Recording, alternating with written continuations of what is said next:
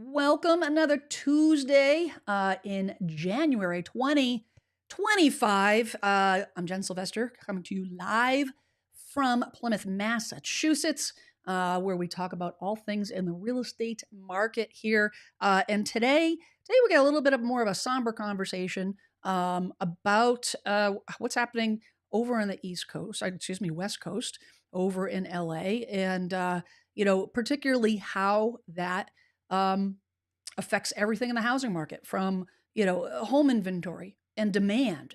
Is that going to, is the demand, people going to flee because of those fires? And is California going to no longer be the destination spot that it was? And home prices are going to tank. And what's going to happen with rental prices now that all these people have lost their homes? And then insurance, which is a hot topic. And so I want to dig into those. My good friend, though, I have a good friend that is, I'm going to be bringing on here that actually lives right outside of LA.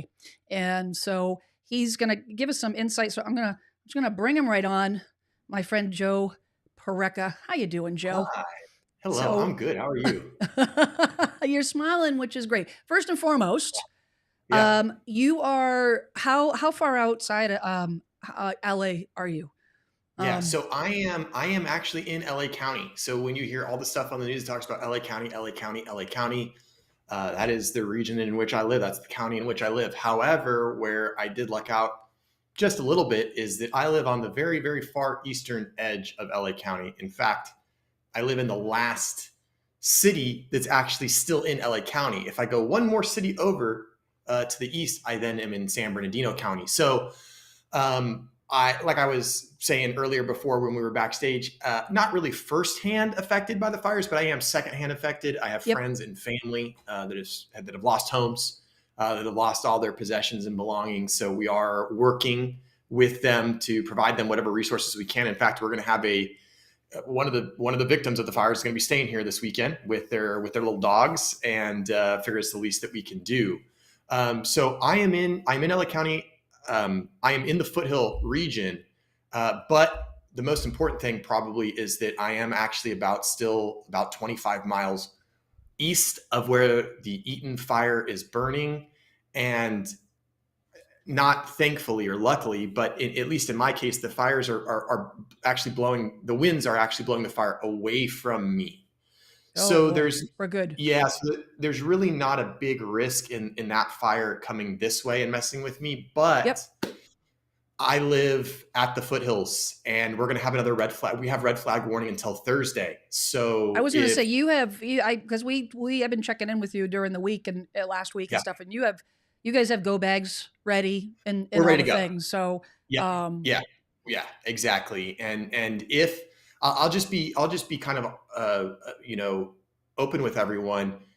What happened in Altadena, what we saw happen there, could have happened anywhere from Pacific Palisades all the way to San Bernardino, which obviously I know we're on a global broadcast, but that's a stretch of almost half the width of California. I mean, that's a very, that's very crazy. long string.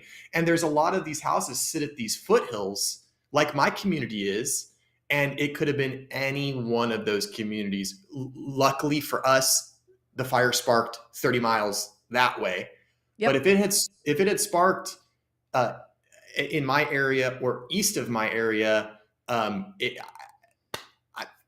my city of Claremont would have been Altadena, could have been Altadena. Yeah, it was So the winds. All the winds needed to do was shift, but they exactly, didn't. But they but they didn't, did. and Yeah, thank goodness for that. And for sure, because you're so close, because you're in the trenches, in the real estate space there. I'm sure you're hearing a lot, and this is one of the reasons why I wanted to first and foremost check in with you and kind of make sure see what you're seeing and all the things, but also what you're seeing in terms of um, real estate. And I've got, so I do have some content, some articles and stuff that I kind of researched and pulled up, and very much interested to see if, what yeah, they're posting in the media matches what you think is going to happen. Because there's yeah. so many unknowns, and the There are. reality of it is this isn't over. No, It's and I'm far glad that from you brought over. that up. Yeah, it really is, and that's something that everybody needs to understand. Similar to the victims of Katrina, or similar to our friends and brothers and sisters in North Carolina. This isn't something that it happened. Oh, we put the fire out. Okay, go back to normal. Right. The amount of infrastructure that's been destroyed. People don't understand. When we have a forest fire in California, when we have a wildfire in California, it's rare for us to lose structures. Yep. It is a big deal when we lose a house or 4 or 5. That's a big deal for us. So when we do have fires that do take structures, it's a rarity. And to have a fire that takes thousands of structures, I'm trying to convey to people, this is not a forest fire that went awry. This isn't a wildfire. This was a true definition of a firestorm. Yeah, this isn't being you've seen all the videos. It's not over dramatized. This is actually, this is legitimately substantial. So we got Jim. Yeah. Hey, thanks for being here, Jim. And Jim says he lost his home in Malibu. Gut feeling is that it'll be nearly impossible to rebuild waterfront property. So first off, so sorry for that, but glad that you're here. Super honored to have you, joining us. But rebuilding, typically rebuilding from and I've got when I was doing my research, went back to Katrina as kind of like the standpoint of how did they come back and how quickly did it take? And on a normal circumstance, a typical circumstance in a flooding, which is different. Yes. It's different than a fire. A flooding situation, it could take upwards towards 2, maybe 3 years, because you've got A, you've got to deal with insurance. How are you going to pay for it? Then you got B, who's going to do it? We already have a labor shortage in this country, right? We already have a laborer shortage where good luck getting a contractor, because get in line. Now you're behind 4, 5, 6 other people, and this guy, this one contractor's booked out 3, 4 years. So that's the time. But the one element that concerns me, especially in Jim's case here, is you've got the impact on the environment and new regulations. Because here's the thing: rebuilding a 1970s house, a 1980s house, a 1950s house. Now you've got to rebuild at 2025 conservation, environmental codes, environmental regulations, all the things, plus deal with the fallout of the fire and everything that is left in its wake with, all of the contaminated materials. That's the big thing that you are going to have to clean up. And cleaning up contamination is extremely expensive and time consuming. And so, Jim is not alone in that regard, unfortunately, because I think I think there's a lot of money in Malibu, right? Like when I was doing my research, Malibu is the most expensive, most affluent area. Am I correct in saying that? In terms of, I think the median price range is like $6 million or some crazy thing like that. Yeah, I would say that Pacific Palisades / Malibu, I mean, maybe they're at a close tie. I don't have the stats in front of me. Maybe it's a tie with like Beverly Hills but quite honestly, Malibu, Pacific Palisades have to be in the top, very top tier for most coveted and highest value real estate in really all of California, maybe second to the Bay Area, but now the Bay Area is probably lower than that. So I think you're right, Jen. I think probably Malibu and the Pacific Palisades area probably has the most expensive real estate probably in the state at the moment. It's bonkers. It's bonkers. And there will be people that pay to go there. Right. But you know what? I wanted to dig into, we got a couple comments here I wanted to get on as people take the time to write here. Oh gosh, I hope I say her name correctly. Von Shea, Nicole. What a beautiful handle. Beautiful name. Beautiful handle. Hey, Jen, Joe, thank God you're safe. We're just thinking about you. I was watching Jackie's live stream from last week. There you go. Thank you. I appreciate that. I really do. And it's been wonderful to have so many people care and checking on me. And I'm not even in that area, but it really is a warming feeling to know that you have people that care. And of course, my friend Jen was one of those people that checked in with me. So it was much appreciated, but thank you for thinking of me. And again, I can't express enough how easy it could be for me to be in the situation that these people in Altadena are in. I mean, by the skin on my teeth, I am not. Let's knock on some wood right now, Yeah, please. let's do that. Okay, let's do that because it's not over. AP says it'll take a while to decontaminate, clean up debris, dig out foundations, restore utilities. That's another thing. The restoring utilities, That's and all the infrastructure, because all of that was destabilized, completely yeah. destabilized. Everything from phone poles, electricity, electrical. I can't find my words tonight. Electrical The power poles. I know what you're Yeah, thank talking you. about. God, I can't find my words. I got you. I mean, it's horrendous. You have to build a new city. Yeah, you basically do. Build a new city, but you can't just build it. It's not raw land. You got to get Correct. it down to a point where it's raw land, and then and then go. It's a rebuild infrastructure, stabilize solid. Must be soil, maybe soil, stabilize soil to prevent mudslides, and then get through a sluggish permitting. Yeah, and the permitting process. That was one of the things that I, as I'm watching this and I'm listening, watching YouTube videos on, the behind the scenes and the different things that are happening, in the government, from a government level. This is going to put pressure on the state of California to loosen some of these building restrictions. All these, I mean, they have got so many restrictions. So, the red tape so is many very red permitting and very processes. It's something's going to have to give, even on a, crisis level. Something's going to have to give. It can't be if it. Do you agree? I agree. And I've heard two things so far because I will say that the communication from the LA County officials has been, in my opinion, quite good. They've been really good about having 2 press conferences a day on public television, on local news stations, so that we can all kind of stay informed.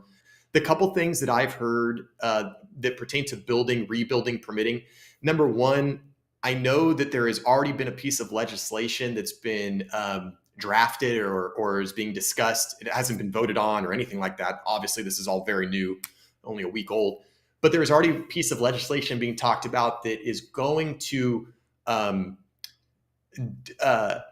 make it so that the same high density standards that the rest of California kind of has to abide by for building new residents will not apply to Altadena. So their hope is that because what the fear was is that, oh God, developers are going to rush in, and where we had all these beautiful little bungalows and craftsman homes and all these really nice looking homes, now we're just going to get building after building after building of apartment complex, which I'm not saying we don't need to build apartment complexes. We do, and some are going to need to be rebuilt.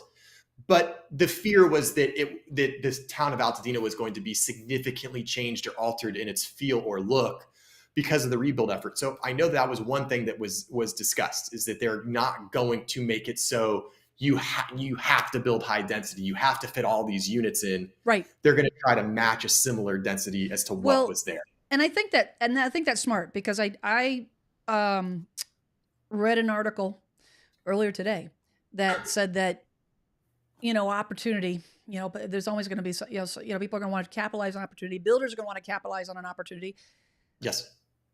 There are, I think this article I pulled up, which was January 10th, today's the 14th, 150,000 had to evacuate. The number's much higher than that at this point. Yeah, last I heard it was 180 affected by evacuation. So you've got 180,000 people that need a place to live. Right. The quickest, most profitable way to do that is through apartment buildings, multifamily housings.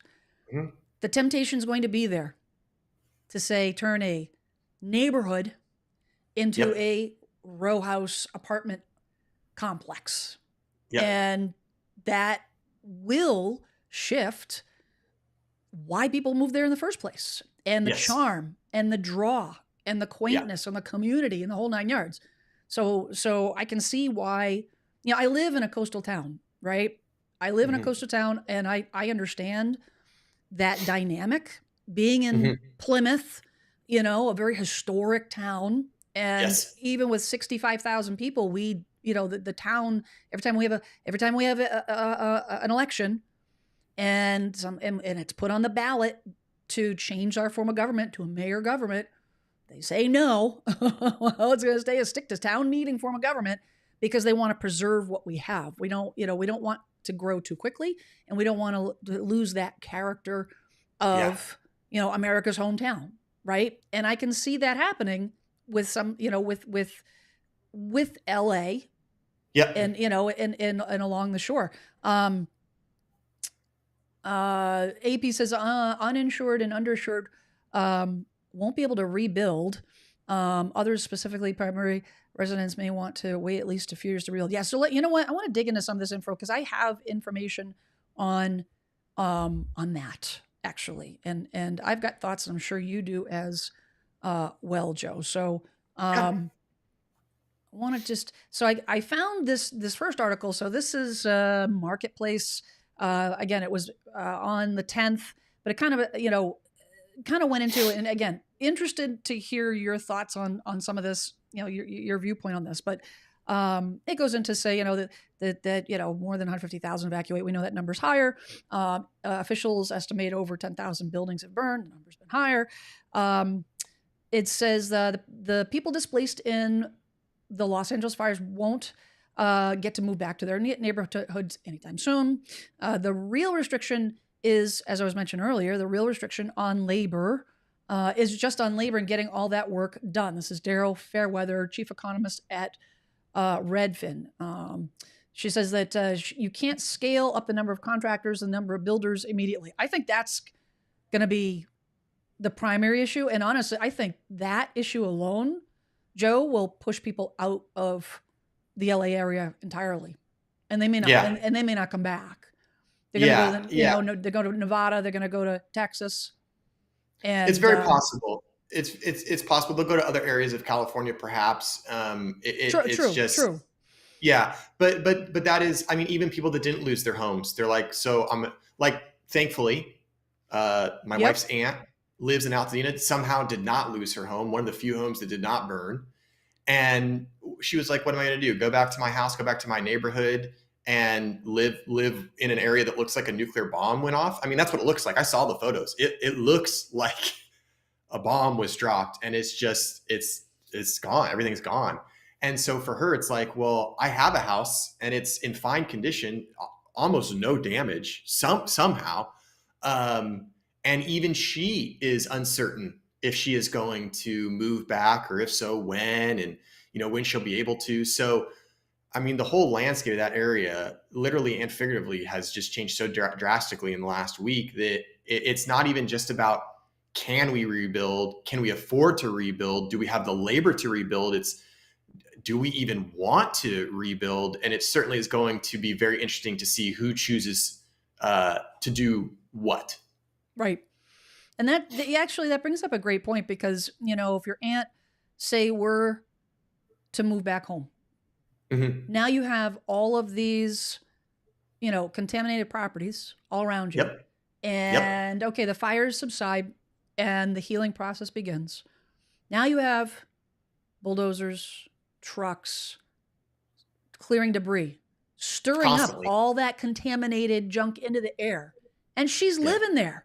So what quality of life is she going to have? Oh, if I go outside my house, I need to wear a mask, and I'm going to have, and there's going to be crap all over in my pool, if she's got a pool, or stuff all over her yard, right? Because you can't prevent that from happening, right? And in the vents, your air vents and your air conditioning, like, that was the other thing that I noticed in watching the news this week, was that the people that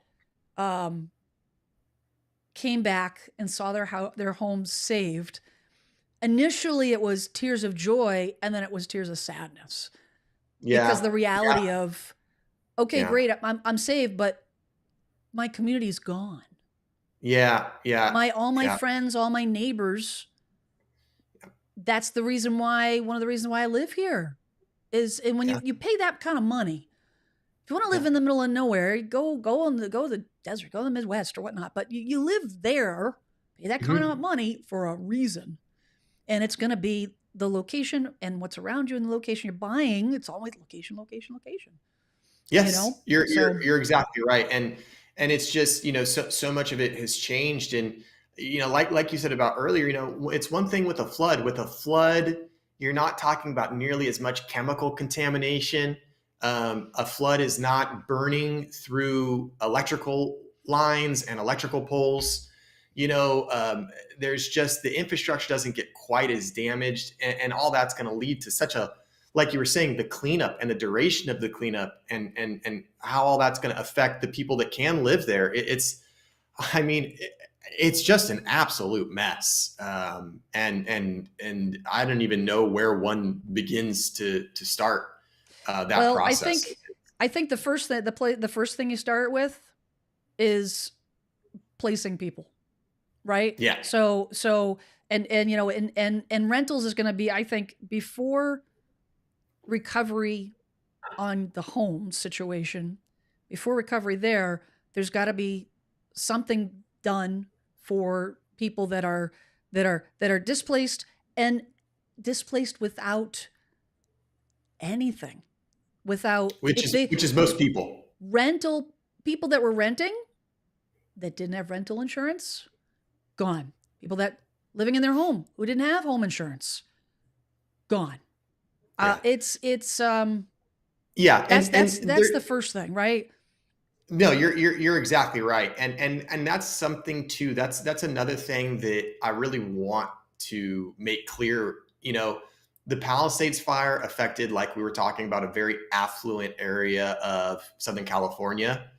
But let me tell you, the Altadena area, um, while the property values are high now, uh, Altadena was historically not a high income neighborhood for a very long time, through the 30s, 40s, and 50s and 60s. In fact, Altadena was a lower income neighborhood because it was one of the few cities that did not have race restricted CC&Rs. So, Really?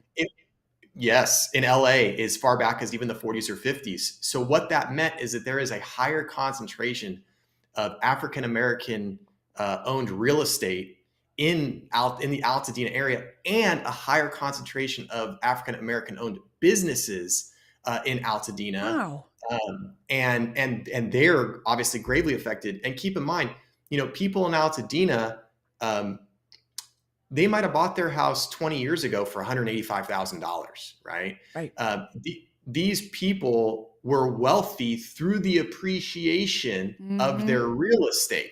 That's why we consider them wealthy. It's not, most of these people in Altadena aren't sitting with hundreds of thousands or millions of dollars in their bank account. Most of them are not in that situation. I'm not going to comment on Pacific Palisades because I don't know that area as well. And certainly things might be different there. But this whole mantra of, oh, the fires in LA only affected the wealthiest of the wealthy, they're going to be fine. Okay. So if I'm going to interject, the one reason why people are doing that is because this, excuse my French, is the damn media. That's all Yeah. they're talking about.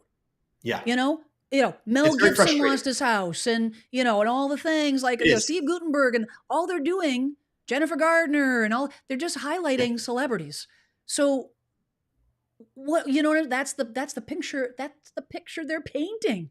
Yeah, and it's Is all unfortunate. these people that are like, I only saw a few snippets of the actual regular Yeah. folks. Right. Yeah. But every time, And every article I read is about, so I don't care about the damn celebrities. no, we don't care. I No. don't care. They get tons of money. They'll go wherever they want, do whatever they want. What about Right. everybody else? Exactly. And obviously it's very sad that anybody, it's very sad when someone has to stand there and watch their entire house and livelihood and possessions go up in flames in front of them, regardless of how much money is in their bank account. However, I will tell you that in Altadena, a huge majority of people, a huge majority of people didn't pay $1.5 million for their homes. Right. A huge majority of people don't have a ton of money. In fact, I would say that a huge majority of people are absolutely distraught and beside themselves, wondering how they're going to recover, whether insurance pays out or not. For so many people, their wealth is in their home in California. Yep. And when that home goes up in flames, sometimes the wealth can too. So just keep in mind when we're talking about people and you're hearing narratives online about people don't need to worry about those in California, they're going to be fine. That's not the case. That's not the case. Almost 200,000 people have been displaced by evacuations. That's 20% of the county of Los Angeles has been displaced. I can't wrap my mind around that. My mind around that. I'll be honest. That's just that's a that's 3 times the population of my town. 100 Yeah. square miles is the size. It just I have a hard time. The thing that I think one of the main concerns with the first step, right, with the finding places initially for these folks, is the rental situation, right? Yeah. So, Fortune did an article a couple days ago on the rental, and this is becoming a hot topic because this is reality, right? This is reality. Yeah. These people cannot Yep. stay in the shelters. They can't live there long term until they figure out permanent housing. So, Right. they talk about, and this is because it's a little bit more recent. It's like the numbers a little bit more realistic. There you go, 180,000 people. This Sean Roberts, CEO of California-based offsite home builder Villa, says the LA housing market was already tight and undersupplied prior to the fires. So this will inevitably lead to increased rental housing cost in the immediate term. In 2024, the California Housing Partnership reported nearly 500,000 low-income households didn't have access to affordable housing, adding Los Angeles renters needed to earn, and this blew my mind, they needed to earn $48 an hour, nearly 3 times the city of LA's minimum wage, to afford the average rent of $2,498, $2,500. That's bonkers. The average monthly rent in the U.S. is $1,748, according to Rent Cafe. That makes Los Angeles nearly 1.5 times the national average. Plus, LA is short 500,000 housing units based on their inventory levels and what they need to meet demand. Experts say it's still too early to tell exactly how much landlords have increased or will increase rent, and I know that there are some policies in place to help with gouging, but more expensive housing is practically unavoidable. It says, hopefully unscrupulous landlords don't resort to price gouging people impacted by the fires. This behavior should be prevented, which there is policy, right, in place for that. There is. That doesn't allow landlords to jack up the prices during a state of emergency. Correct. It says the real estate analytics firm CoStar also projects the vacancy rate for multifamilies. This is what I was talking about earlier. Multifamily will fall throughout the first quarter of the year as vacant apartments are leased for short-term housing, likely for people who were displaced during wildfires. Actually, I was thinking of something else. It says in the short term, rent growth will certainly accelerate and vacancy will decrease as displaced households. Households need housing. It's difficult to know how much higher. It is likely, though, the wildfires will push rent growth up from the current 1% needed. By comparison, the rent growth during the pandemic peaked at the beginning of 2022 at 6.7%. It's one of those things where they've got to. I know that there was. I saw an article earlier today where these real estate agents had got together. I should say the article actually. Some real estate agents that got together, and normally, I mean, I don't know about you, but we don't have a rental database here in Massachusetts. Most rentals, because of the rental supply and demand, the demand is much higher. So a lot of the rentals, they don't go through real estate agencies to rent their properties. Yeah. They rent them on their own. Okay. So in other words, there's no place to there's no database to post them all. Mm-hmm. So these real estate agents were getting together. They created a spreadsheet that they put out to the public of all the available rentals that were on the market. I have to tell you though, I was looking at some of these prices. Yeah, it's LA. 50,000 a month, 10,000 a month. I said, Yeah, yeah, I'm like, yeah, where all the little people gonna, people like me, where are they gonna stay? yeah, That kind of money. I mean, the thought is good, but they're gonna have to they're not gonna be able to stay here. People are not, not for $2,500 a month, because you got to think of the fact that, okay, great, you're gonna pay that, but how about replenishing everything you just lost? Because you need clothing and underwear and toothbrushes and everyday stuff. You have to furnish an apartment from yeah. scratch. Yep. Yeah, yeah. I mean, it's been amazing to see the outpouring of donations that have been given. I know a lot of people are taking advantage of that, but there's just so many people. There's just so much stuff, and so many people need everything. It's not like we're in need of this one particular. Oh, during COVID, it was like, oh, we need face masks. Like, don't hoard face masks. That's what we need. Right. It's like literally everything in your house now is an item that's needed by these people. So, um, yeah, it's you're right. The rental price is going to be high.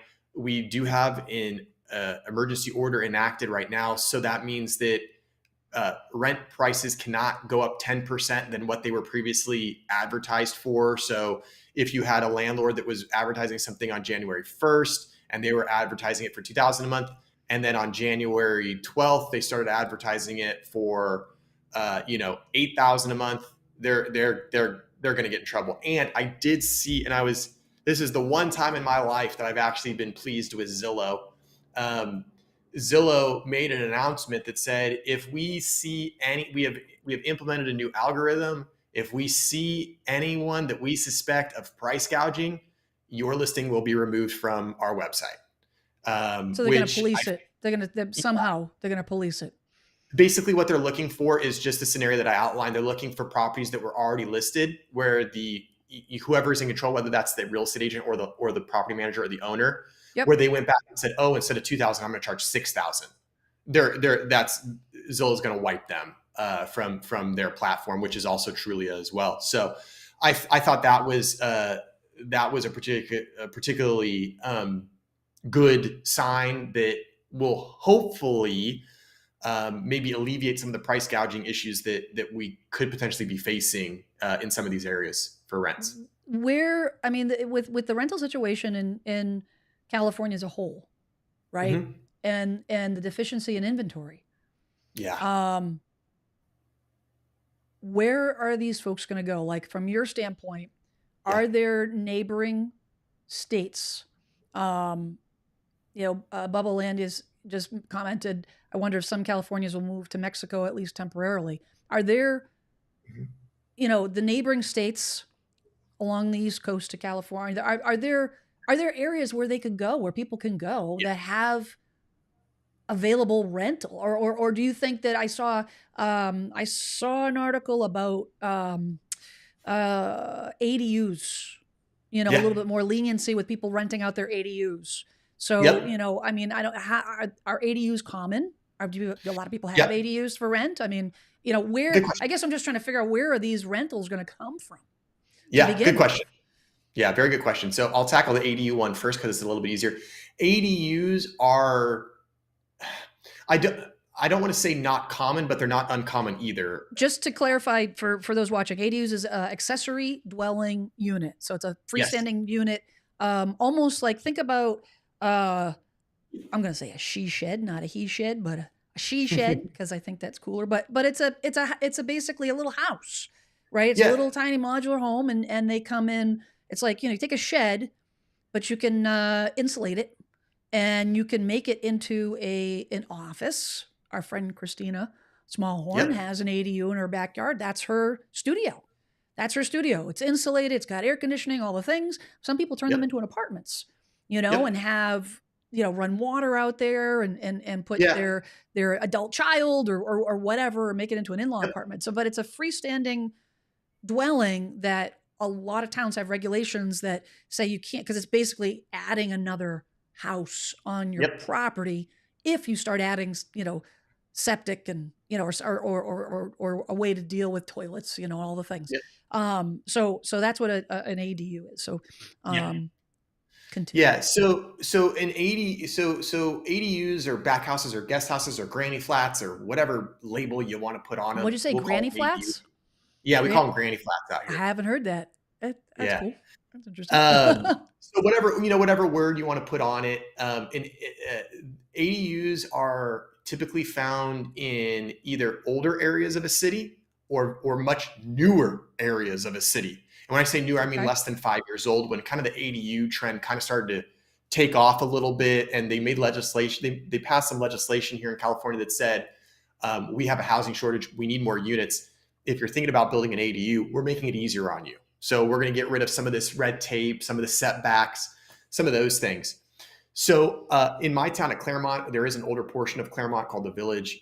A lot of homes built 30s, 40s, and 50s. Those do have, some of them do have ADUs. I'd say if you were just talking about like a blanket percentage, what homes in California have ADUs or back houses or garage conversions to ADUs, it's low. It might maybe 15%. There's not a whole ton of ADUs. And usually ADUs are extremely coveted because they are like their own little tiny standalone home. Mm-hmm. So why rent a 2-bedroom apartment when you could have an ADU where you have basically like your own little yard and you don't live in an apartment complex and all that stuff. So ADUs typically are more expensive. They typically do rent faster, and they're not as common. Now, when it comes to relocating potentially out of state, California's topography is very interesting. We have what is currently on fire, the San Gabriel mountain range. And the San Gabriel mountain range is what separates California on a vertical axis. Okay. And so on the west side of this mountain range, you have wonderful weather, beautiful Mediterranean climate. And that's where everybody lives. Yep. On the other side of the mountain range, you have a terrible climate. It's the desert. It's hot, it's dry, it's windy, it's cold. I mean, it's not pleasant. So you don't have a whole, everybody has crammed themselves into this very little sliver of the coast of California, which is great because it's lovely. But what that means is there's not a whole lot of areas to scurry out to. There's not a whole lot of outcropping areas outside the suburbs of Los Angeles. So there's not a whole lot of places for people to go. On top of that, the areas of California that burned are, very LA, they're very California. And not all of those people are going to be interested in living in Arizona or Nevada, just because of weather, and without getting into the weeds, some political preferences. So I don't see a whole lot of people fleeing from, Pacific Palisades to Arizona. I don't see a lot of that. I think a lot of people are going to try to basically absorb, oh yes, what a good idea to bring up the map. Yeah, so you're talking, so this is the area affected, right? Yeah, so if and you've zoom in got right where Las it says Los Vegas. So I Angeles. mean, a lot of people might head towards Las Vegas or Arizona, Correct. Phoenix. Yeah, or Yeah. Phoenix. Yep. Yeah. And head out that way. Yeah, But you're talking about this area here. Yeah, that area there it's kind of no man's land. It's and Like you can Mad see Max kind of thing. Like exactly. It's like exactly you like make sure Mad Max. I you think that's talk where it was to. filmed. And so if you look on the map, you'll see that there's a pretty clear indicator right where the word Los Angeles is. You can see there's a green Yep, right strip. here. Right here. That's what's on fire. Bingo. So that strip right above Los Angeles, that's currently the problem. Everything on the west side of that, which is not a whole lot, that's where everybody lives. Long Beach, Los Angeles, Santa Monica, Santa Barbara, all of these areas are where most of the people live. It's a very small sliver of the state, which means that, again, there's not a whole lot of areas for people to run to away from there that are also desirable. Lancaster or doesn't have a lot of even like to reestablish. So say you live in those areas, but maybe you work in downtown LA, which is still, the areas are still intact, and you have a job to show up to. Correct. But Great. You have no It's a place great to point. stay. So you're not going to go to Phoenix and Right. commute. No. I mean, that's the yeah. This is a tough situation. This Yeah. is a tough And situation. there's just not a lot of available area for people to absorb, which is why a lot of people are probably we're anticipating a lot of people come out my way in Claremont because we do have a little bit more space. We still have an inventory issue, but we've already heard of a lot of people that are kind of coming to look in Claremont because for a lot of people, Claremont reminds them of kind of a small Pasadena. You're like, It's a very let's see. So Claremont is right here, if you okay, right here, right yep, here, that's right me. there. Yep. And so those So, foothills, those green foothills, I mean, you can see where the Eaton Fire icon is. cheapers, Joe. Um, Yeah, yeah. I have a question for you. So I saw an announcement by President Biden Mhm. yesterday um, that, and I need to. I'm just asking if this is, actual like legitimate, if how helpful it would be. But he announced that they are increasing the amount of federal aid for the course of, I don't know, 6 months, 9 months. I don't. I remember it was a over a period of time to Mhm. 100%. So in other words, they were, I guess typically they'd give 75%, and they decided that they were going to give these areas, the California, 100% aid to cover the Mm, cost of recovery for the next six months. I don't remember the time. I think it was like six right. months. Yeah. Wouldn't that help? Say if you needed to modular homes. Yeah. There are modular home companies across the Yeah. country that have buildings built, ready to go, ready to be sold, that you could put on a flatbed trailer and bring them in. And it's just a matter And of I think driving them and dropping them. And even if it's some of these areas that are a little bit outcropped or whatnot, but there's space, yeah. right? That I'm just saying, I I wonder if that money could be used for something of that nature to provide emergency. How they could build a temporary city for crying out loud, couldn't yeah, they? and I think that's the best. I think that's probably one of the best options. And I'm sure our local leaders in the county and at the state level are already way deep into the weeds figuring out, okay, Oh, I'm sure of it. They haven't talked to what are the me yet. solutions? I'm just saying. They haven't. My phone hasn't rung. So I we'll think that's a see. great idea, and I think that's probably one of the better possible solutions. Is let's just start getting as many modular 800 square foot structures as we can Yep. into any Pasadena, Los Angeles area park, convention center, playground, sports stadium, parking lot. Where Tiny what homes. Tiny exactly. homes. You know what I mean? Like I Yeah. mean, these things are built inside. They're built and I mean, the way that I've watched so much content on how these properties, how these homes are built, and the companies that have these assembly lines, Yeah. they churn them out like Yeah. quickly, very quickly, because it's a controlled environment. Everyone's doing one job. Boom, boom, boom, boom. Assemble it. It's Very very well efficient. constructed. It's super efficient. Super efficient. You don't have to worry about workers not showing up, weather, delayed materials being shipped to the site. None of that stuff. They have warehouses full of the materials. Everything's ready to go, and they just go. So the government contracts with a bunch of these companies across the country. Get her going. Yeah. Yeah. A good old Yeah. barn raising, right? Like, Yeah. come on, just like we got to take care of people here. You know. Yes, we do. Um, Yeah. so Clark had asked about uh, insurance, right? And Yes. I wanted to talk about that because that's a big hot topic. And he had asked, "What is the California Fair Plan?" And I have an article about that. I'm gonna pull up there, Joe. Okay. My friend out there is talking about it and saying they're not sure it will help them insurance wise. So I I'm gonna pull this article, get this queued up. Where is it? Yeah, there we go. So this article, AP News, how the wildfires in LA area could affect California's insurance market. So um, it says state authorities the article talks about how um, they had, that State Farm discontinued coverage, 72,000 homes last year, and dropped 70% of its market share. It says, why does California have a why does it have a home insurance crisis? Climate change. Let's just leave it at that. Yeah, Yeah, not helping. it is what it is. Like if you are not aware of the wildfires in California, um, get on YouTube. Yeah. Yeah, because it's a normal thing.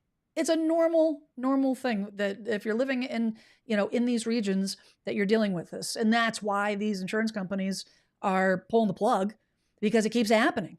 But to answer Clark's question, what happens to residents who can't afford regular home insurance or their home insurance? State Farm pulls their insurance, or sends them a non-renewal notice. Yeah. They don't just cancel; they pull a non-renewal notice.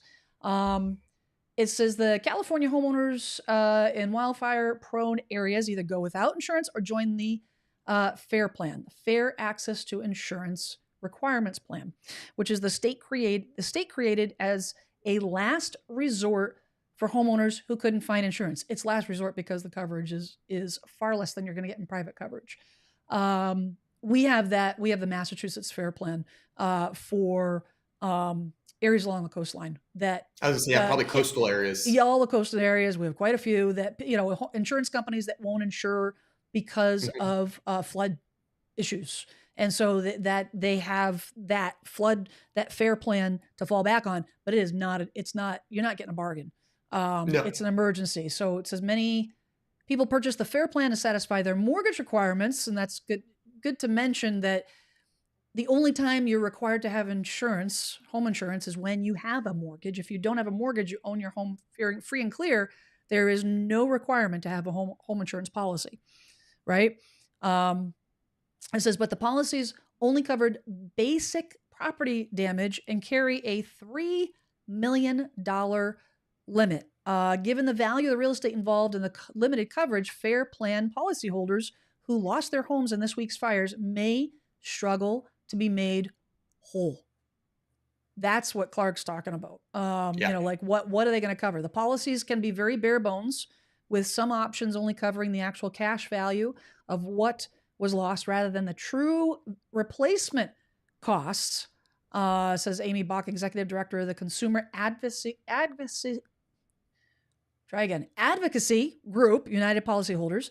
The plan was designed to be a temporary solution, but more Californians are relying on it than ever. The number of FAIR residential policies issued in the state more than doubled between 2020 and 2024, reaching nearly 452,000 policies.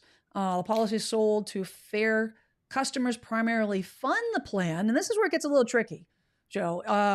Policies sold to the FAIR customers primarily fund the plan, but insurers would have to pay into the fund if it becomes insolvent or to keep it from insolvency. Under the new state rule, insurers could ask the state to approve rate increases to recoup the money spent on bailing out the FAIR plan. This might be a concern for what's happening here, right? Because of the number of claims.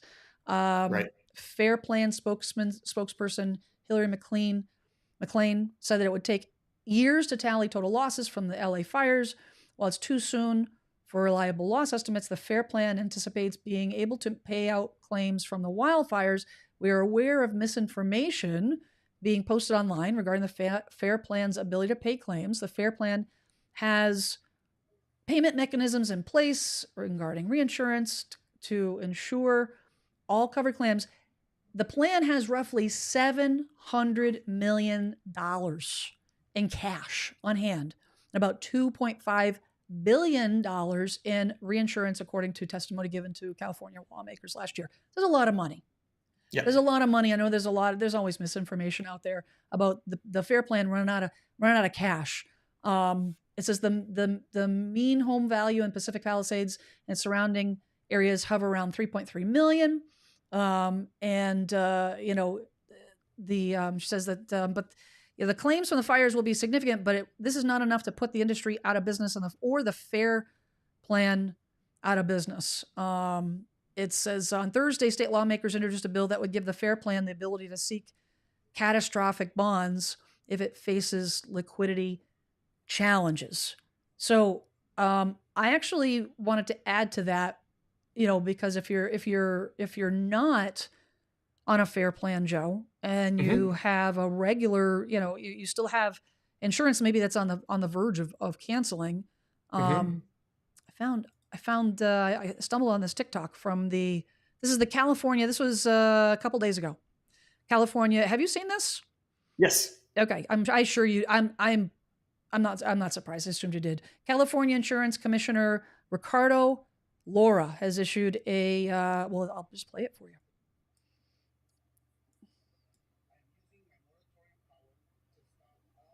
Oh, I don't know if we have audio.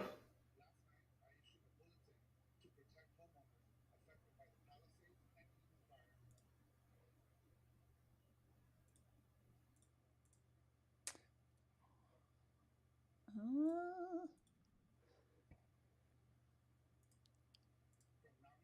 oh no! Oh, bummer. Okay, so it's not. That's okay. Yeah, We can that's a we can bummer. still talk. I had tested it before the stream. In any event, he he's basically putting a moratorium. Bummer. I wanted to play that. He's putting a moratorium in place on insurance non-renewals and cancellations. So you know about this. What what is this all Yeah. about, Joe? Yeah. So basically, he came out and immediately he said, okay, for the next year, if you have an insurance business in California, we're not going to allow you to cancel policies. Which this is something that the insurance commission can do. The reason that we have the California Insurance Commission is because they sort of are advocacies for the consumer, making sure that insurance companies don't, try to get away with things Yep. or not pay out when they should. Because the way that insurance companies make their money is by withholding paying out on claims. And they are always trying to, oh, wait, turns out you had that wall was painted red and red's more flammable. We don't cover your house fire. Mm. So essentially, we have the California Insurance Commission to basically be a watchdog. And one of the first things they did, the commissioner Ricardo Lara said, "Okay, I'm making a rule that says if you're an insurance company and you have policies in California, you can't cancel them for a year. This is great, except for 1 year from now, where I have the very eerie and unsettling feeling that all will be quiet until 1/14/2026. But then on 1/15/2026, I'm very, very concerned about whatever I'm going to receive in the mail regarding insurance. Again, you kind of Yeah. saw on the map. We didn't get real close to where my community neighborhood was, but I think everybody was able to see where I live or where my community is in relation to the mountains. I'm telling you, I'm about 4 blocks away from the foothills. I am deeply concerned that I won't be able to get insurance, or I will be able to get insurance, but it will cost me $1,000 a month or more. Oof. Oof. Yeah, and I can see, given that the average rebuild time for a typical, a structure, you're Mhm. talking. Yeah, I mean, realistically, you're talking a couple of years, Yes, I easily. think so. I You mean, I know, think for brand new construction where the dirt's manicured and ready, you're talking 9 to 12 months, easily, and easily. that's in a non-disaster zone. Right. So yeah, So now you've got to wait for that, and by the time you're able to start actually paying a contractor, and when you need the money, you're right. You're right. It sounds good, it's and better than a poke A in the for eye. effort, A for effort. Yeah. But you hope that insurance companies you want them to do the right thing. You want them to do the right thing and do right by people, but at the end of the day, it's a business. Yeah, and I really think that ultimately it's going to take a communal effort, and by that I mean it's going to take insurance companies not being out for blood. It's going to take insurance companies to be to exercise a bit of a human element. Yep. And if they don't, then perhaps are at a state or federal level, they will be forced to exercise some human element. But I think ultimately, additionally, too, some things are going to have to change with the way that California manages some of their open space. I think that things are going to have to change in way that homes are built and rebuilt. And I Yep. think that insurance companies are going to mandate that they say. I think insurance companies will say, I mean, hey, listen, this is a huge market. There's a lot of money to be made by insurance companies. I mean, just think about it right now, right? We have a huge issue. How many other homes in LA County don't have any insurance claims and are still paying $3,000 a year, right? Yep. So let's not feel bad for the insurance companies, but I think it's going to be a joint effort. I think the insurance companies are going to say, there is no concern or tears shed for no. insurance companies. And I'm going to tell you why. I live on the other side of the country.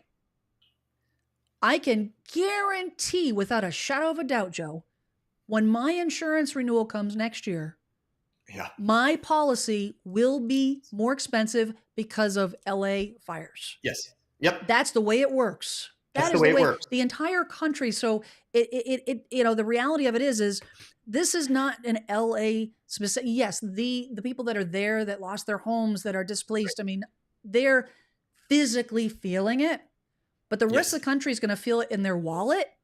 Yes. Everybody is. You own a home, you pay any kind of home insurance, renter's insurance. Those insurance companies spread those claims, that money out everywhere. Everybody pays a little bit more because that's how they can come up with this dough to pay out those claims. Everybody's insurance goes up. Preliminary monetary loss is between 50 and 150 billion. That's bonkers. That's bonkers. My insurance, my home insurance, I live probably 15 minutes from the water.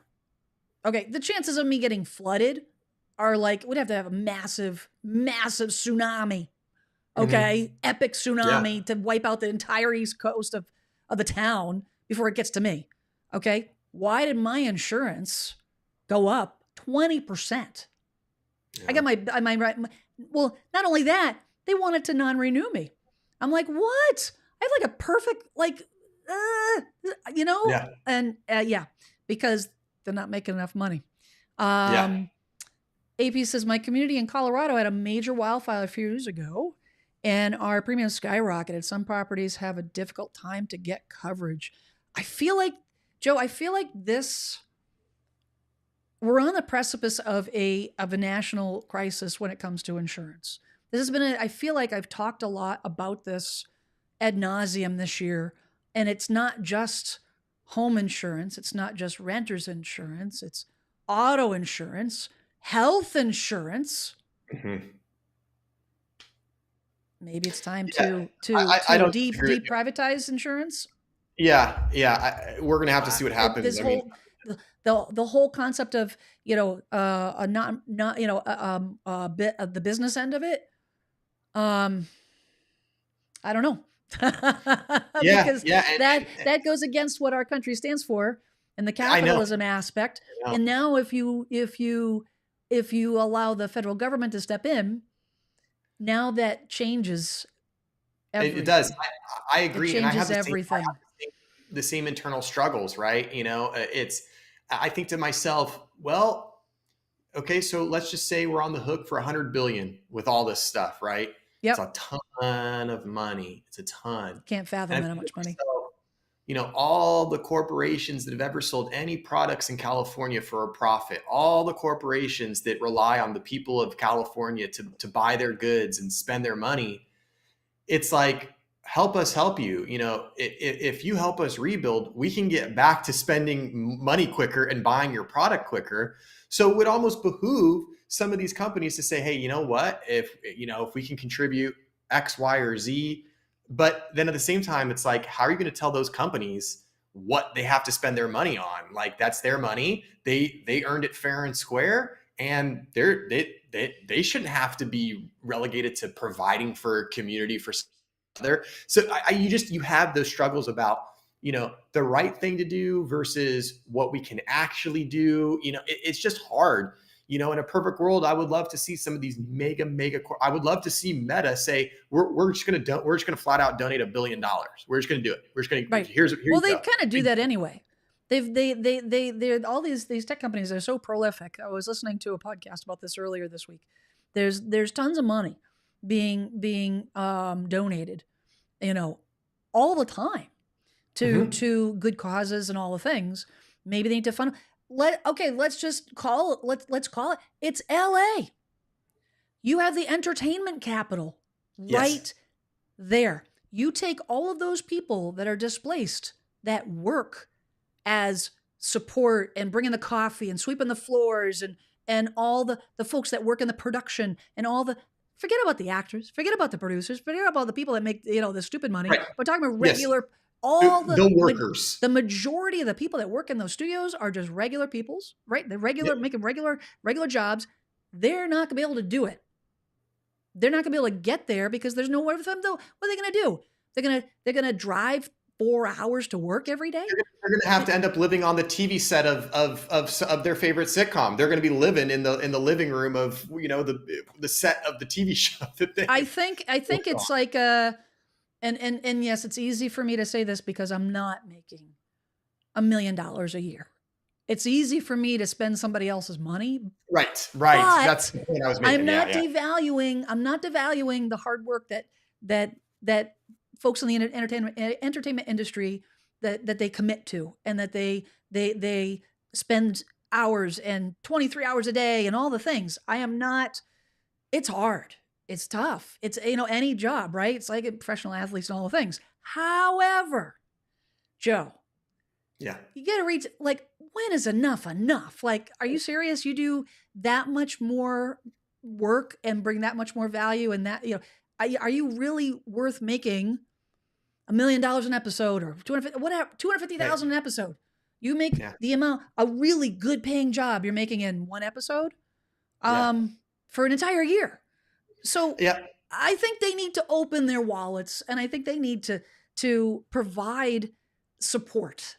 You know what I'm saying? So I agree with you completely. And I know it's difficult. It's hard to tell people how they should spend their money, but at the same time, it's also hard to watch people stand by that have the means and then see them do nothing. Especially and when I say there, people, people and corporations, companies, things like that. I mean, obviously a lot of LA-based companies are doing their part. Airbnb is putting up God knows how many people for free. U-Haul is at all of their Southern California storage facilities. If you've been affected by the fire, you get free storage for, I don't know how many months they're offering it, free U-Haul trucks. I mean, don't get me wrong, people are trying to help. And I will say, but it's temporary. Yeah, It's a temporary thing, and something permanent needs to happen. Something permanent needs to change, and to give people a sense of stability again, and so that they can rebuild and they can they can get back to life. To be in a case of limbo, like 3 months of free storage that's a great thing. Or somebody, I saw a thing on the news, they were giving out debit cards for food, and that's great. Everything matters. A bag, a package of diapers to a mom with a baby, it matters, but it's temporary. It's temporary, and I think the ability is there. We have a very rich country. There's a lot of money here. We've seen it. Joe, we've seen it during 2020, 2021, 2022. Yep. How many cash deals did you have? There's a lot of money in this country. And there's not only is there a lot of money, there's a lot of really, really smart people. We're a very resilient nation. I mean, how many times, we've seen it, even in my lifetime, I've seen it. And you're right. I agree with you. We have a lot to offer. We have a lot of resources, and we need to make it happen. AP says insurance companies want to see fire-resistant new construction, which makes sense. Using materials such as metal roofs, stucco, non-flammable construction materials, fire-resistant landscaping. That I 110% agree. We're in 2025, Joe. We have unbelievable technology at our fingertips. Our phones, literally. AI, all the things. There has got to be better technology. I was watching a YouTube video the other day, and it was I forget, it was Australia or something, and they were in a fire, an area like LA where it was prone to fires, right? And one of the things that they require are sprinkler safety systems, and literally, it's a copper pipe that runs along the ridge of the house. Yeah. And then and it has sprinklers on it. So with a flip of a switch, your entire roof is saturated. Yeah. Your entire roof is saturated. And that's I think standard. That's standard. I think we're going to see more of that type of stuff. When I was talking about how insurance, it's going to be a collaborative effort on insurance companies' parts, but also on the way that homes are built, contractors, and cities. And I think that's one of the things that we'll see. I think we will start to see. We've already had it mandated that if you built a residential property after the year 1995, it has to have interior fire sprinklers. It has to. Yes. Residential. Yep. Now, doesn't help you though if the house is already burning.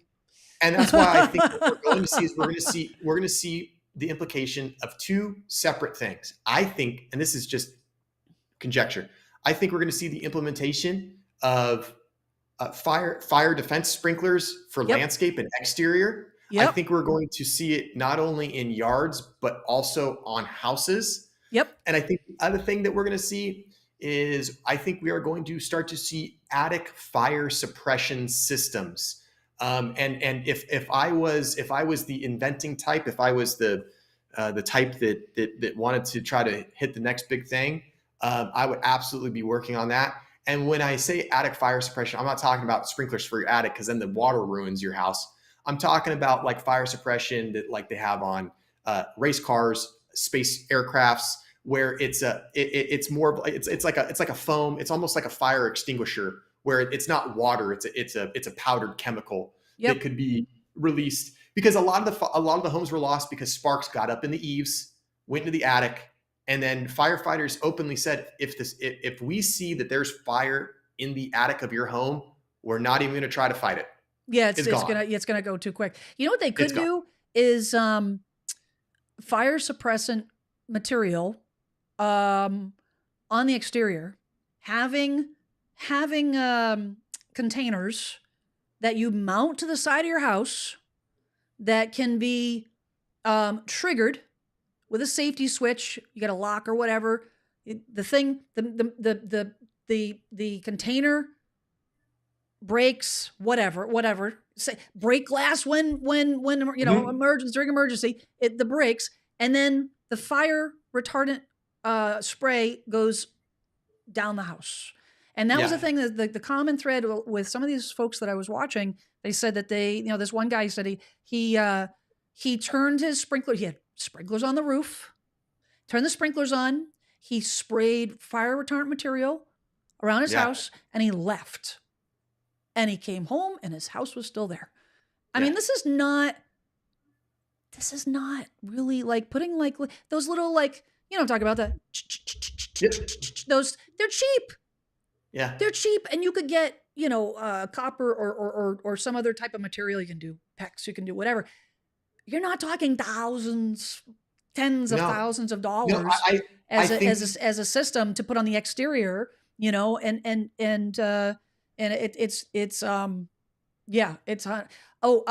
Bryce Cooley, you bring up a great point, and thank you for bringing this up, because I actually wanted to talk about this.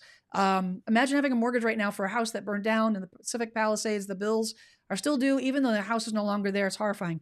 So here's the thing that I haven't heard a lot of people talk about, which is a gut wrenching truth, right, Joe? You have a mortgage.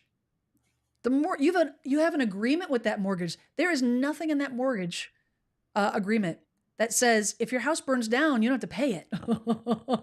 You still have to pay. Now, like during COVID, they had you could have a moratorium on your mortgage payments. So if you were sick or you couldn't work because you were you weren't considered an essential. Thank you.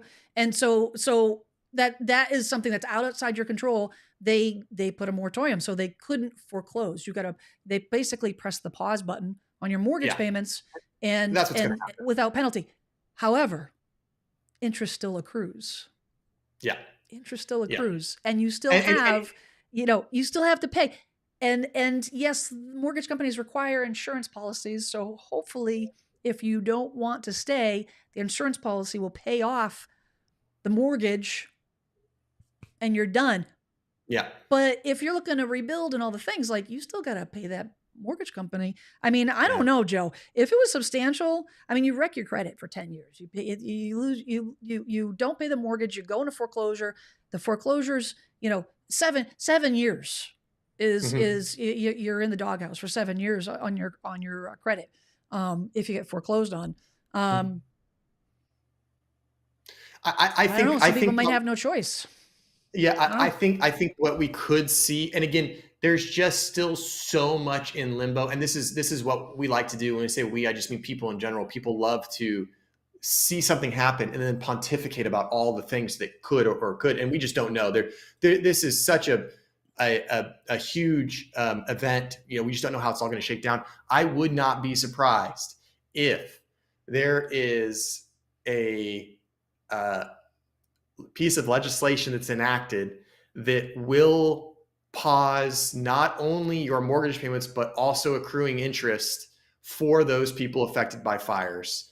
Yep. I would be surprised if, and quite frankly, I would even be surprised if some mortgage servicers and companies didn't voluntarily offer that to gain some of the goodwill of some of these people. But I think even if they don't do it out of their own volition, I think that there will be legislation that comes down from either the state or federal government that says, listen, if these people have a house that burned down in one of these fires, and they take the option to take a moratorium on their mortgage payments, including accruing interest, you have to give it to them, and it You have to has give to it to be them. You for have to. a year Yep. or whatever. Bryce says that once you have a mortgage, you have to pay every penny back, even if your house is destroyed by natural disasters. Insurance companies are no help either. 110%. Unfortunately, for some, they will have to file bankruptcy and walk away. And I agree with you, Bryce. I think that's exactly what's going to happen for a lot of folks. That Yeah. to your point earlier, Joe. You have these folks that built their houses, and maybe it's been a house that's been in the family for 50 years. And And that's not uncommon in that area of Altadena. Not uncommon at all. so you have these folks, and maybe they remortgaged and took some Mhm. money out to help a family member build an ADU or something Yes. along those. They've pulled that. Now they owe this money, right? Mhm. And they're in a situation where they're like, you know what? Not only do we not want to do it, we don't have the means to do it. We don't have the money to wait Mhm. 3 years because, hello, I have to pay rent somewhere. So that's my housing payment. Yeah, That's my housing payment. So how am I going to afford making my mortgage payment while I'm waiting for the insurance money and make a rental payment at the same time? I think a lot of people are going to go to foreclosure, or either foreclosure or bankruptcy. I think a lot of people do foreclosure and just let the house go, let the mortgage go. I think we're going to see yeah, a big and short, and again, a big sweep of that. yeah, and I wouldn't be surprised to see exceptions carved out for people that suffer this type of disaster. Mm-hmm. Um, I wouldn't be surprised if we saw some type of exception when it comes to, oh, okay, so you're going to have a foreclosure on your record, but we're that foreclosure is going to carry with it a notice that this was due to the LA County fires, so that lenders understand, so that creditors understand this isn't someone who just forgot to pay their bills Do you know or what they someone who call spent too much money. what you're talking about, Joe? Is common sense stuff. I know.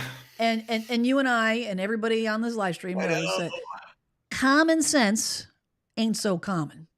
Do you think we should? Maybe we should run for presidency next? I would never, ever, ever, ever, ever, ever want to entertain that idea. You can be president. I'll be vice president. I'm already Looney Tunes as it is. I want to join the circus, for crying out loud. No, thank you. Are you kidding me? That's like, no way. No way, no way. 100%. There's no way to make, you know what? Running a country, There's no way to make it right. There's no easy answer. There's no, there's no, No, and it's an impossible situation. and no matter what, And half the it's, people hate you.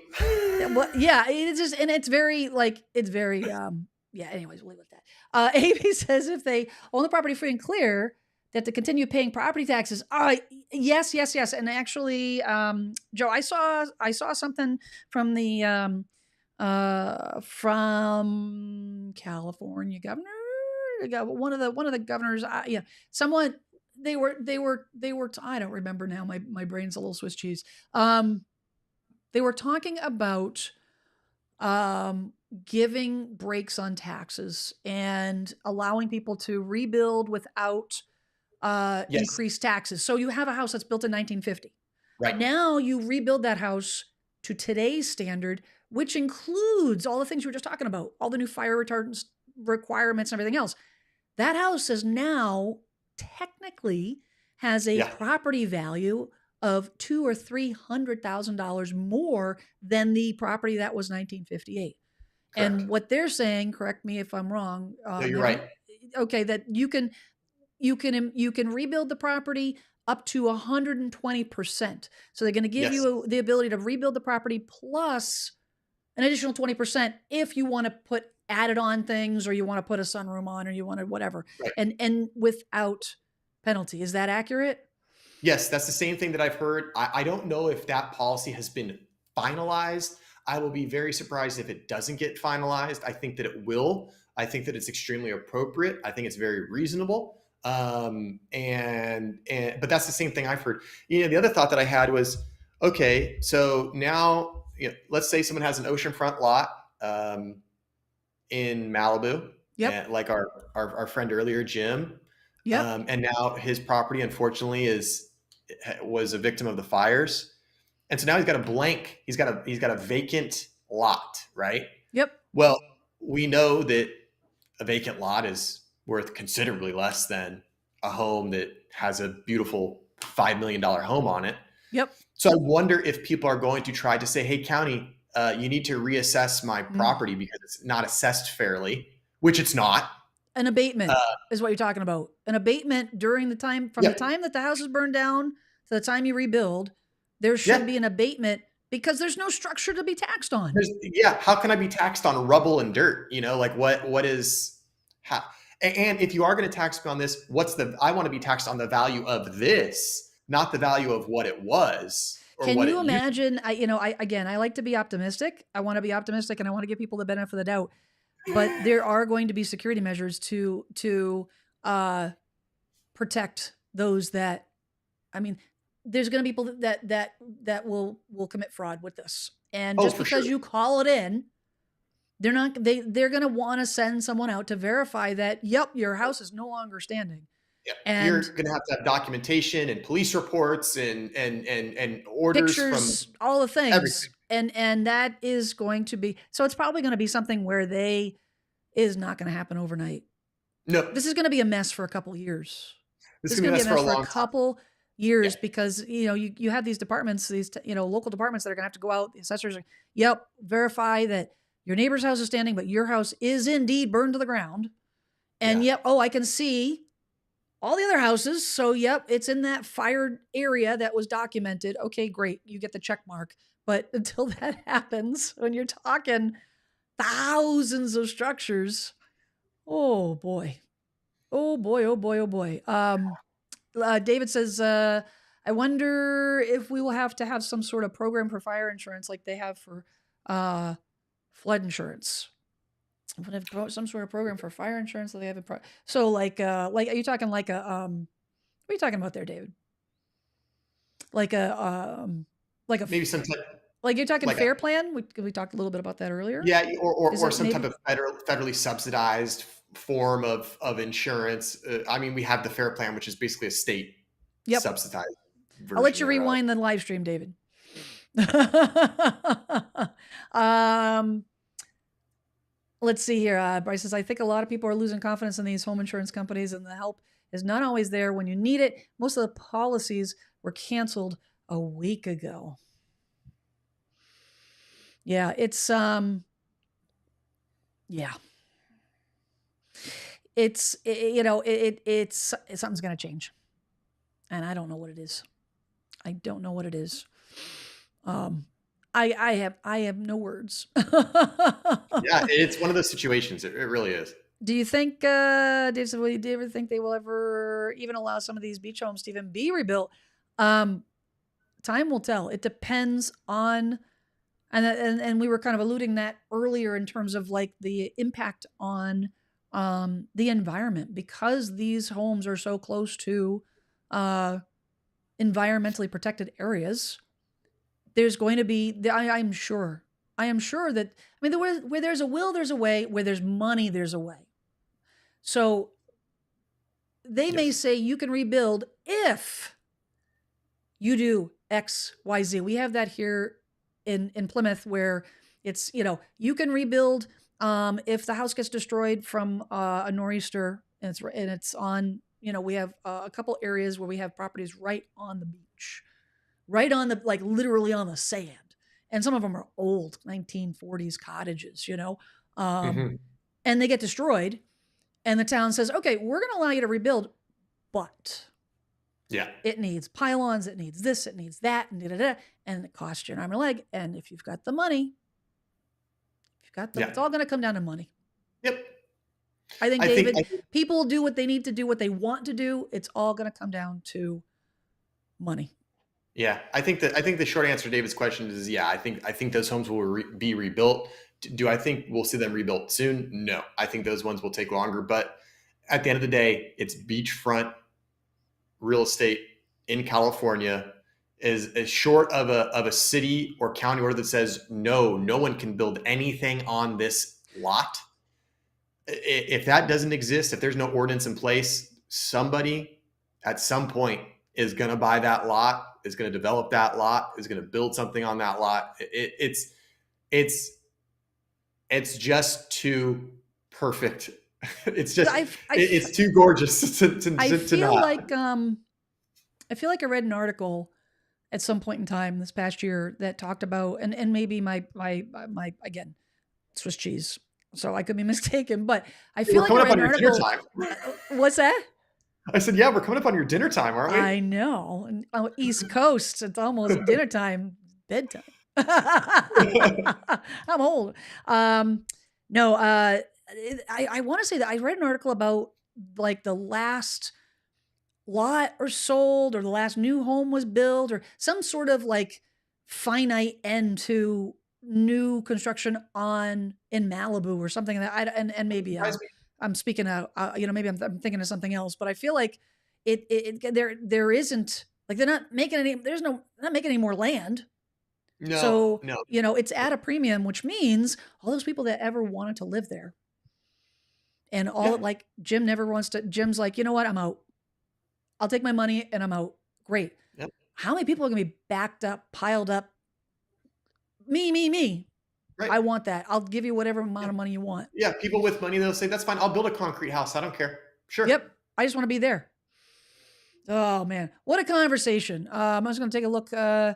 Um, David says government subsidized. Gotcha. Yeah, we were talking about that with the fair plans that are subsidized by the state of California, and like we are talking about the one in Massachusetts. Joe, thanks for joining. Thanks for joining Oh, in the conversation. Super, super glad you and your family so safe. thank you. Super sad about your friends and everyone who has had Jim, in Malibu there, everyone that's had loss of property.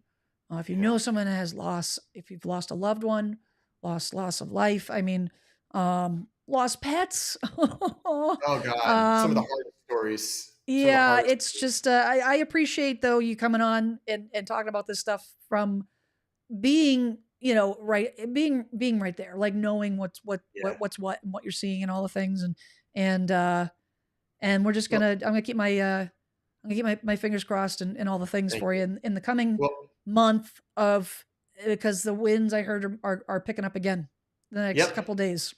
they are. They are. And So I appreciate being on, and I appreciate being able to, um, you know, be able to share some of just kind of what I've seen, what I've learned. Like you were saying, stuff is, presented a certain way on the television and on social Yep. media, and not that it's, wrong. I think if there's one thing that people that need to take away, they just need to realize that there is a lot of people just like yourselves and me and everybody watching that in a week have lost everything that they've ever had. It is not just relegated to the uber wealthy. It's not relegated to people that have $4 million homes. These are people that are going to have a very difficult time now and for several years in the future. So, if you are inclined to donate, help, this is one of the beautiful parts about being an American.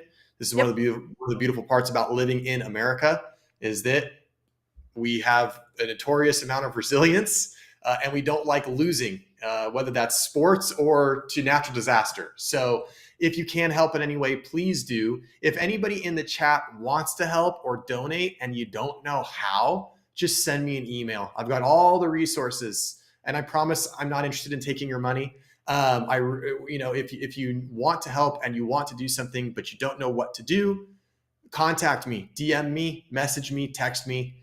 And I will make sure that we can get whatever resources you have or can offer to the right people. So you've got your link on here, email addresses on there. So check out Joe's YouTube channel and reach out to him. Yeah, because I Googled it real quick, and I came up with this greater food charities, disaster relief. I mean, there's just so many. I would say the safest one is Red Cross is a pretty good one. If you're an animal person and you want to try to help the little animals, Pasadena Humane Society can really use monetary donations. They're helping animals that have been burned, animals that have obviously been displaced, and even people that just said, this is my animal, I can't take them right now. Can you just foster them for a while until I can figure out where I'm going to stay? So if you're an animal person, the Pasadena Humane Society is a phenomenal organization. They do amazing work. And that's a really great place to donate. Again, especially if you're someone who really feels for our furry friends that might be affected by the events. Awesome. Very, very good. Hey, thanks everyone for joining in the chat. I appreciate you guys all being here. And asking the questions, participating, and showing support for our friend Joe. So thanks so I appreciate much, it. I really appreciate all the nice words. You have your live stream coming. You do a live stream once a week, and that's what, tomorrow? Tomorrow at 6:30. And I'm still planning on going live. I am so flustered.